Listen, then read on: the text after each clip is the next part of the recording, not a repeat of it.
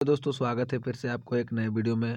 दोस्तों आज की इस वीडियो में हम लोग पढ़ने वाले क्लास 10th का जो सिविक्स है उसका हम लोग फर्स्ट चैप्टर का लघु उत्तरीय प्रश्नों को देखने वाले हैं जो एग्जाम की दृष्टि से महत्वपूर्ण है। वैसे प्रश्नों को हम इस वीडियो में देखने वाले हैं। दोस्तों आपको इस चैनल पर क्लास 10th की तैयारी कराई जाएगी टोटल सब्जेक्ट का, तो आप लोग इस चैनल को सब्सक्राइब जरूर कर दीजिए और वीडियो को लाइक जरूर कर दीजिएगा। इस वीडियो को अपने दोस्तों के पास शेयर भी कर दीजिएगा। तो चलिए हम लोग इस वीडियो को शुरू करते हैं। इस वीडियो में हम लोग इसका लघु उत्तरीय प्रश्नों को देखेंगे, अगले वीडियो में हम दीर्घ उत्तरीय प्रश्नों को भी देखेंगे।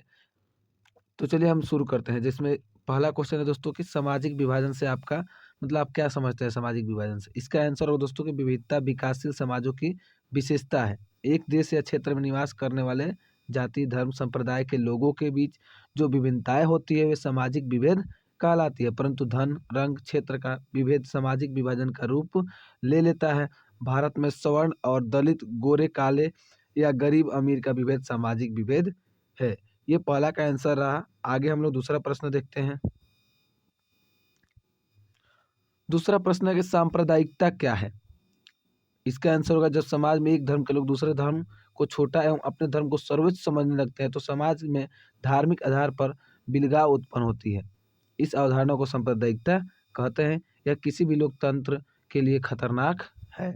ये इसका आंसर रहा। अगला प्रश्न है दोस्तों कि सांप्रदायिकता सद्भाव को प्रोत्साहित करने के लिए आप क्या करेंगे।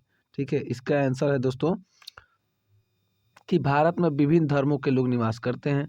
राजनीतिक व आर्थिक स्वार्थों की पूर्ति के कारण सांप्रदायिक सद्भाव के स्थान पर सांप्रदायिक संघर्ष का जन्म होता है। सांप्रदायिक सद्भाव के लिए शिक्षा व जागरूकता का विकास, विभिन्न धर्मों के लोगों में अपनी समझ का विकास तथा धर्म के राजनीतिक उपयोग पर रोक लगाना आवश्यक है। इसका आंसर हो गया दोस्तों।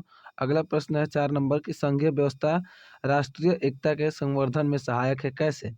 तो इसका आंसर होगा कि भारत में संघीय शासन व्यवस्था की स्थापना की गई। आपको भी पता है कि भारत में संघीय शासन व्यवस्था है। संविधान की रचना करते समय हमारे राष्ट्रीय नेता देश की एकता के प्रति चिंतित थे, जो संविधान निर्माता थे। ठीक है, हमारी ऐतिहासिक और भौगोलिक परिस्थितियों ने हमें संघीय व्यवस्था अपनाने के लिए बाध्य किया था। यदि आज़ादी के प्रारंभ से ही हमारी संघीय व्यवस्था की नींव कमजोर होती तो राष्ट्रीय एकता खतरे में पड़ जाती। उस समय देश विभाजन के कारण जातीयता, धार्मिक एवं सांप्रदायिक उन्माद एवं क्षेत्रीय भावना चरम पर थी। स्वतः ऐसी विकट परिस्थितियों में मजबूत संघीय व्यवस्था की स्थापना करी सांप्रदायिक सद्भावना कायम रखा जा सकता था। आगे है ताकि देश की एकता एवं अखंडता अक्षुण्ण रह सके, इसलिए केंद्र को शक्तिशाली बनाया गया था। ठीक है, ये इसका आंसर रहा। अगला प्रश्न है दोस्तों, अगला प्रश्न हम लोग देखते हैं। अगला प्रश्न है कि भारतीय संविधान में लैंगिक समभाव के लिए किए गए विभिन्न प्रावधानों का उल्लेख करना है। तो इसका आंसर होगा भारतीय संविधान में लैंगिक समभाव के लिए निम्नलिखित प्रावधान किए गए हैं, जिसमें पहला है कि लिंग आधार पर भेदभाव करने की मनाही की गई है। ये पहला हो गया दोस्तों। रोजगार पाने के लिए पुरुष एवं नारी के साथ एक जैसे व्यवहार की व्यवस्था है। ठीक है, नारियों को पुरुषों के समान ही मताधिकार दिया गया है। मतलब नारी और पुरुषों को एक समान वोटों का जो महत्व होगा एक समान होगा। राज्य के नीति निर्देशक तत्वों के अंतर्गत कहा गया कि राज्य अपनी नीति का संचालन इस प्रकार करेगा जिसमें पुरुष एवं नारी को समान कार्य के लिए समान वेतन मिले। ये इसका आंसर हो गया। छठा नंबर प्रश्न हम लोग देखते हैं कि सामाजिक विभेद किस प्रकार सामाजिक विभाजन के लिए उत्तरदायी है। इसका आंसर होगा दोस्तों कि वास्तव में सामाजिक विभेद सामाजिक विभाजन और सामाजिक संघर्ष के लिए मूल रूप से उत्तरदायी होता है। प्रत्येक समाज में विभिन्न जाति धर्म भाषा क्षेत्र के लोग निवास करते हैं। सामाजिक विभेद का मूल कारण जन्म को माना जाता है। विविधता अच्छी चीज है, परंतु यह राष्ट्र के लिए घातक भी है। धर्म क्षेत्र भाषा संप्रदाय आदि के नाम पर आपस में उलझना राष्ट्र को कमजोर बनाना और सामाजिक विभाजन में के खतरे बढ़ जाते हैं। अतः सामाजिक विभेद को मिटाकर ही सामाजिक विभाजन को रोका जा सकता है। ये रहा कि सामाजिक विभेद किस प्रकार सामाजिक विभाजन के लिए उत्तरदायी है। इसका आंसर रहा। 7 नंबर प्रश्न है दोस्तों कि सामाजिक विभेद और सामाजिक विभाजनों में अंतर स्पष्ट करना है। ठीक है, इसका आंसर होगा विविधता विकासशील समाजों की विशेषता है। एक देश या क्षेत्र में निवास करने वाले जाति धर्म संप्रदाय के लोगों के बीच जो विभिन्नताओं को वो सामाजिक विभेद कहलाती है, जो विभिन्नता होती है। ठीक है, परंतु धन रंग क्षेत्र का विभेद सामाजिक विभाजन का रूप ले लेता है। भारत में सवर्ण और दलित गोरे काले या गरीब अमीर विभेद सामाजिक विभेद है। ये अंतर हो गया दोस्तों सामाजिक विभेद और सामाजिक विभाजन में। प्रश्न दोस्तों 8वां प्रश्न है कि लोकतंत्र में द्वंद्व से आप क्या समझते हैं। इसका आंसर होगा कि लोकतंत्र सैद्धांतिक रूप से समानता पर आधारित शासन प्रणाली है, परंतु विभिन्न लोकतांत्रिक पद्धतियों में विरोधाभास के कई उदाहरण मिलते हैं, अर्थात इसके ठीक विपरीत स्थिति होती है। इसे ही लोकतंत्र में द्वंद्व कहा गया। अमेरिका में व्याप्त रंग भेद इसका उदाहरण है। ठीक है, अमेरिका में जो रंग भेद का नीति पाया जाता था वो इसका उदाहरण है। अगला प्रश्न देखते हैं। 9 नंबर प्रश्न है दोस्तों कि सामाजिक विभेद लोकतांत्रिक व्यवस्था के लिए खतरनाक है, उदाहरण के साथ स्पष्ट करें। तो इसका आंसर होगा लोकतंत्र में कोई भी सरकार जनता द्वारा चुने गए प्रतिनिधियों में शासित होती है। ये जनप्रतिनिधियों से शासित होती है।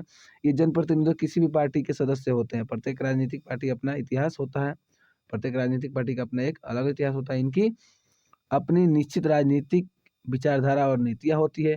इसी आधार पर जनता इनका समर्थन करती है। चुनाव के समय राजनीतिक दल अपना प्रत्याशी खड़ा करते हैं। चयनित उम्मीदवार बहुमत हासिल कर सरकार बनाते हैं। जो दल बहुमत प्राप्त नहीं कर पाते वे विपक्ष की भूमिका निभाते हैं। यहाँ पर भूमिका है दोस्तों, वे सदन के अंदर और बाहर जनता की समस्या को उठाते हैं। ये इसका आंसर है दोस्तों।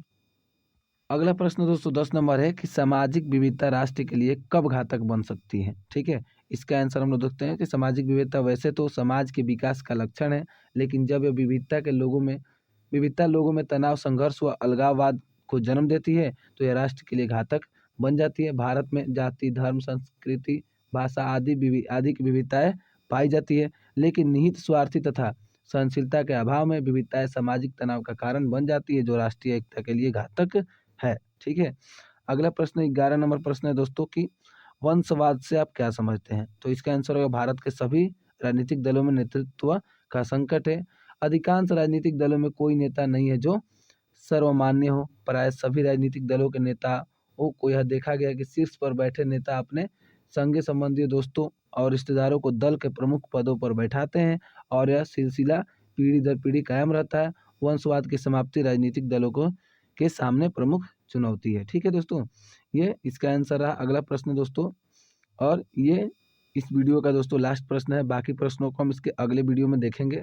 वीडियो ज़्यादा लंबा ना हो जाए इसलिए हम थोड़ा थोड़ा प्रश्नों को ही देखेंगे, आप लोग भी बोर नहीं होंगे। तो दोस्तों इसका मतलब लास्ट प्रश्न है इस वीडियो का, धर्मनिरपेक्ष राज्य से आप क्या समझते हैं। इसका आंसर होगा कि धर्मनिरपेक्ष राज्य किसी भी धर्म को राजकीय धर्म घोषित नहीं करेगा और न ही किसी धर्म को विशेष दर्जा देगा। ये हमारे संविधान में भी है कि राजकीय मतलब कोई भी धर्म को राजकीय धर्म घोषित नहीं किया जाएगा। ठीक है, और न ही किसी धर्म को विशेष दर्जा दिया जाएगा। धर्म निरपेक्ष के अंतर्गत संविधान सभी नागरिकों को किसी भी धर्म का पालन करने एवं उसका प्रचार प्रसार करने की आज़ादी पूरी तरह से देता है। ठीक है, ये दोनों प्रावधानों से स्पष्ट है कि भारत एक धर्मनिरपेक्ष राष्ट्र है। ठीक है, ये इसका आंसर रहा। बाकी प्रश्नों को हम अगले वीडियो में देखेंगे। वीडियो ज़्यादा लंबा ना हो जाए इसलिए हम इस वीडियो को यहीं पे समाप्त करते हैं। मिलते हैं इसके नेक्स्ट वीडियो में, तब तक के लिए जय हिंद।